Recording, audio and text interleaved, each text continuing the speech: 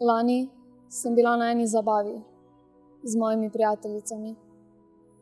Tam je bil fant, ki mi je bil všeč. Mislila sem, da sem tudi jaz njemu všeč. Na zabavi sva se pogovarjala, skupaj plesala, spila sva eno alkoholno pijačo. Med plesom sva se začela poljubljati. Bilo mi je všeč. A kar naenkrat sem postala zaspana. Začelo se mi je vrteti. Fant me je odpeljal v sobo in legel z mano v posteljo. Rekla sem mu, da bi rada šla domov. Rekel je, da bo vse v redu. Nato je v sobo prišel en njegov prijatelj.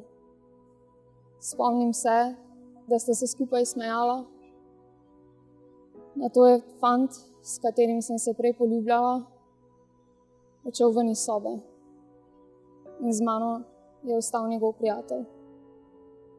Legel je z mano v posteljo in mi začel odpenjati majico in hlače. Rekla sem mu, da naj neha. Nato sem jo začel dotikati in poljubljati po obrazu.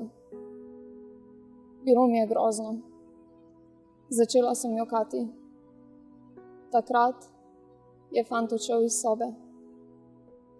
Čez nekaj časa pa je v sobo prišla ena moja prijateljica in mi pomagala, da sem odšla domov.